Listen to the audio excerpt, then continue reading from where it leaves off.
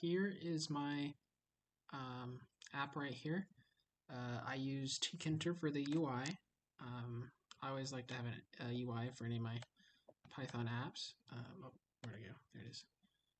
And so the first one, we're going to do 0, calculate average, and the preset is Json, so I have to move it to that, and then do banana. As you can see, comes up with an error because it is not meant to run text files. Oh, small, open, there we go.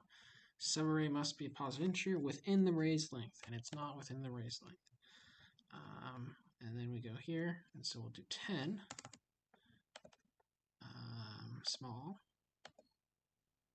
and 297.4 is the average for the first 10. Then for the next one is the large, and that is 100. Let me calculate it to be large right there. Boom, 305.23. So the first 100, that's the average. And so that's my app. It's pretty nice. tkinter is pretty simple, so if you ever want to create an UI with Python, definitely use it.